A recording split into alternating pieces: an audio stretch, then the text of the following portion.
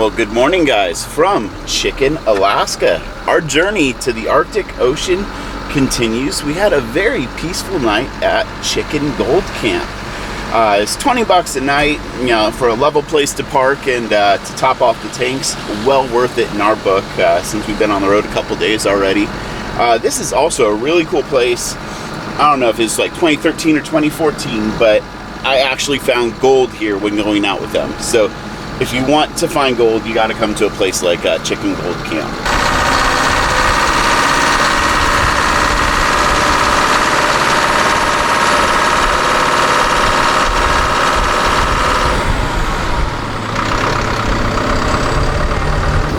Wait for it, wait for it. And now we are on dirt roads again, guys. Some of our favorite things.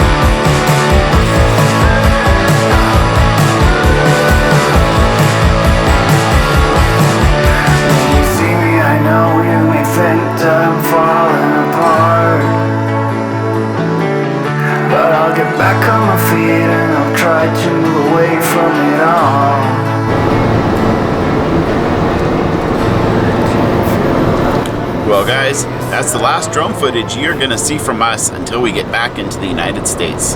We are going to be very respectful of Canada's new drone laws.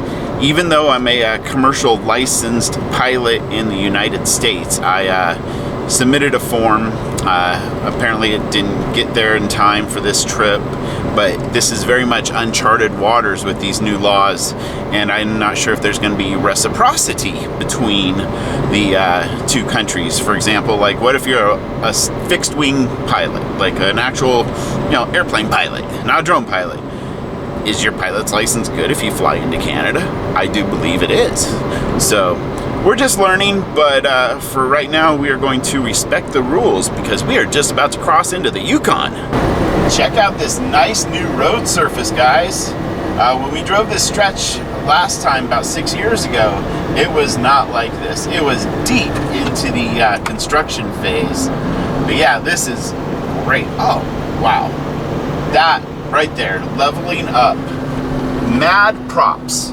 If you are doing something like that on a bicycle, you're a badass. They can see the buildings for the border, and we are at 3859, if you're wondering what the elevation is at the top of the world. Okay, here it is, the international border, US and Canada, and goodbye to the camera. Welcome to the Yukon, guys. That's an understatement, larger than life. we're about to take you on one of the most beautiful drives in North America. Not trying to be cliche or anything, but this is totally top 10 material, and it's called Top of the World Highway. You obviously have heard us mention it already, but you literally are driving on top of the mountains, and in many spots a 360-degree view exists. This is literally big country up here. We're in the middle of nowhere. You see game trails for all the caribou that migrate through the area. This is truly the best of the North Country.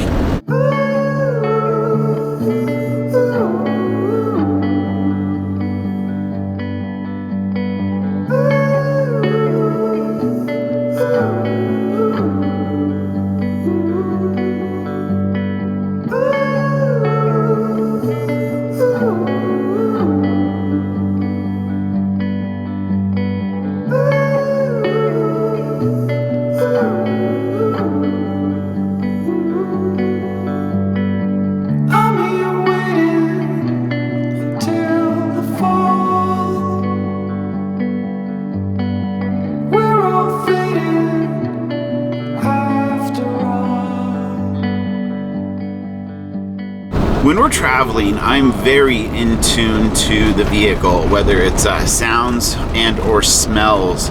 But we've been getting this smell in the truck, and it's just been so intermittent. And my nose says it smells like brakes. I was like, you know, Beck's driving, you know, we have the exhaust brake. We haven't even touched the brakes, you know, between that and the manual transmission. So I just finally put it together as we were heading down a hill following this dude. But riding his brakes. It's everybody else's brakes that we're smelling, not ours, because literally pulled over, you know, check the truck out, you know, just because we're in the middle of nowhere and you want to be on top of things. Then I smelled it again, but I didn't put it together that somebody drove by, but that's it. We're smelling everybody else's hot brakes. We're coming down off of the Top of the World Highway, and we're going to come upon my favorite part of this journey. You not only do you get to overland up here, but you also get to overwater. And there is the mighty Yukon River. Okay, descending towards Dawson City and the George Black Ferry. There's a lot of things that we love about Canada, but the fact that the George Black Ferry is free is totally right at the top, because I would pay just for the experience.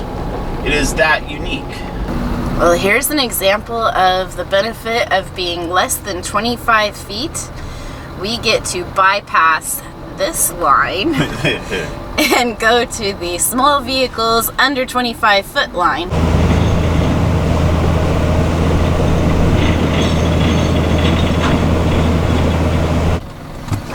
Well, we've been waiting for about a half an hour, and cars are starting to move. The ferry arrived. Everybody got off. Now we wait to see if we make this one or have to do the next one. Looks like it's the next one.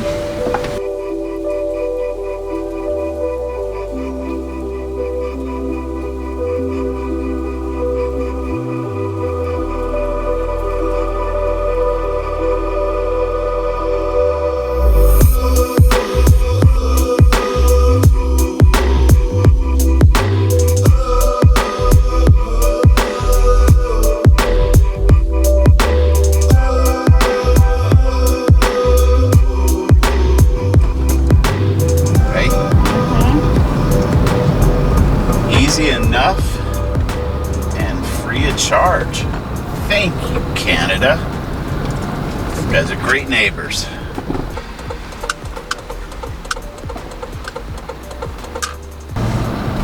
I love Dawson City. It's such an awesome place. Well, at this time, we are not going to show you much of Dawson City. Nothing against the place. It's a really, really cool town. It's just that it's time for us to wrap up this day and find a place to camp. Alright, well, I was successful and got some documents from the visitor center here in Dawson for the dumpster and Inuvik and Tuck. It's always a Ben and I are a little different. Like, I like to stop in and do those things. He doesn't, so I usually go by myself. But I just like the opportunity to read. I feel like if I learn about the area, it means more to me than if I just show up there and don't even know what I'm looking at. So that's why I like to stop. Usually the locals have some kind of good information too.